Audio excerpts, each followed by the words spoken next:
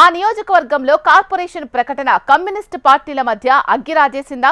స్థానిక ప్రాంతాల అభివృద్ధి అంటూ కార్పొరేషన్ విస్తరణకు సిపిఐ ఎమ్మెల్యే కేబినెట్ ఆమోదముద్ర వేయించడంపై సిపిఎం తీవ్రంగా వ్యతిరేకిస్తోందా? చట్ట వ్యతిరేకమైన సమస్యలు పరిష్కరించాలని, కానీ రూరల్ ఏరియాను కార్పొరేషన్లో కలపడం ఏంటని సిపిఎం ప్రశ్నలు లేవనెత్తుతోందా? ఏజెన్సీ, నాన్ ఏజెన్సీ మధ్య రగడ నడుస్తున్న సమయంలో కార్పొరేషన్ ఏర్పాటుకు సంకేతాలు ఇవ్వడం ఏంటనే చర్చ పెద్ద ఎత్తున జరుగుతోందా? ఇంతకీ ఆ నియోజకవర్గం ఏది? ఎక్కడ ఆ కార్పొరేషన్ లొల్లి అనుకుంటున్నారా? అయితే చూడండి స్టోరీ. భద్రాద్రి కొత్తగూడెం జిల్లా నియోజకవర్గంలోని కొత్తగూడెం, పాల్వంచలోని కొన్ని ప్రాంతాలను కలుపుతూ కార్పొరేషన్గా మారుస్తూ ప్రకటన వెలువడింది. కొత్తగూడెం మున్సిపాలిటీలోని కొన్ని ఏరియాలను, పాల్వంచలోని కొన్ని డివిజన్లను, సుజాతనగర్ మండలంలోని కొన్ని పంచాయతీలను కలుపుతూ కార్పొరేషన్ ఏర్పాటు చేసేందుకు రాష్ట్ర కేబినెట్ ఆమోద ముద్ర వేసింది. కొత్తగూడెం కార్పొరేషన్ కోసం కొత్తగూడెం సిపిఐ ఎమ్మెల్యే కూనంనేని సాంబశివరావు విశేష కృషి చేశారు. కార్పొరేషన్ ఏర్పాటుతో పెద్ద ఎత్తున నిధులు వచ్చి అభివృద్ధి జరుగుతుందని సిపిఐ ఆధ్వర్యంలో నియోజకవర్గ వ్యాప్తంగా సంబరాలు జరుపుకున్నారు.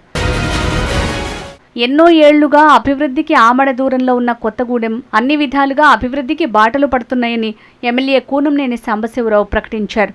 కొత్తగూడెం పట్టణంలోని 36 వార్డులు, పాల్వంచలోని 24 వార్డులు, డివిజన్లు, సుజాతనగర్ మండలంలోని 7 పంచాయతీలను మార్క్ చేస్తూ కార్పొరేషన్ ఏర్పాటు దిశగా అడుగులు పడుతున్నాయి. అయితే ప్రస్తుతం జిల్లాలో కార్పొరేషన్ అసంబద్ధంగా ఉందనే పెద్ద ఎత్తున ప్రచారం నడుస్తోంది.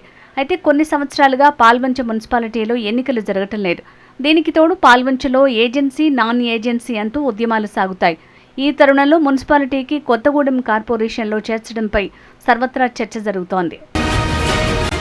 భద్రాద్రి కొత్తగూడెం జిల్లాలోని ఏకైక జనరల్ స్థానం కొత్తగూడెం నియోజకవర్గం కావడంతో మొన్న జరిగిన ఎన్నికల్లో కాంగ్రెస్ మద్దతుతో సిపిఐ అభ్యర్థి కూనంనేని సాంబశివరావు విజయం సాధించారు. ఎన్నికల్లో మంత్రి తుమ్మలతో పాటు ఎమ్మెల్యే కూనంనేని సాంబశివరావు పాల్వంచ, కొత్తగూడెం మున్సిపాలిటీలను కలిపి కొత్తగూడెం కార్పొరేషన్ సాధిస్తామని వాగ్దానం చేశారు.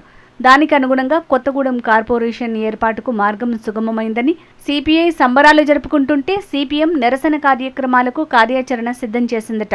రాష్ట్ర కేబినెట్ ఆమోదంతో కొత్తగూడెం కార్పొరేషన్ ఏర్పాటు కానున్న నేపథ్యంలో ఉభయ కమ్యూనిస్టు పార్టీల మధ్య పరస్పర ఆరోపణలు తారాస్థాయికి చేరాయి. కొత్తగూడెం కార్పొరేషన్ ఏర్పాటుతో అధిక నిధులు పొందొచ్చని, కార్పొరేషన్ ఏర్పాటులో 1/70 ఏజెన్సీ చట్టాలకు అభ్యంతరం ఉండవని సిపిఐ చెప్తోంది.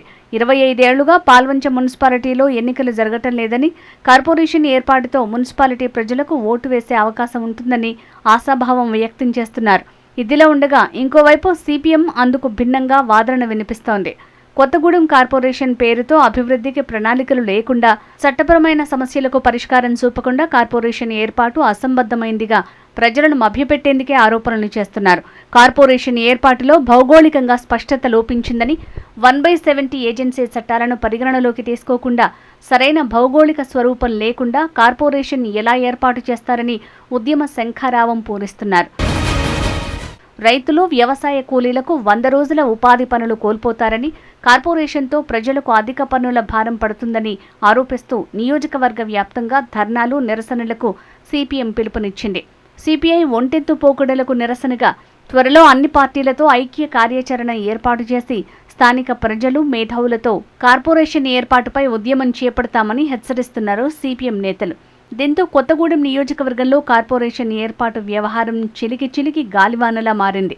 కార్పొరేషన్ విషయంపై బీఆర్ఎస్, బీజేపీ స్పందించకపోవడంపై భిన్నాభిప్రాయాలు వ్యక్తమవుతున్నాయి. భద్రాద్రి కొత్తగూడెం కార్పొరేషన్ ఏర్పాటు విషయంలో ప్రభుత్వం ఎలాంటి చర్యలు తీసుకుంటుందో వేచి చూడాల్సిందే మరి.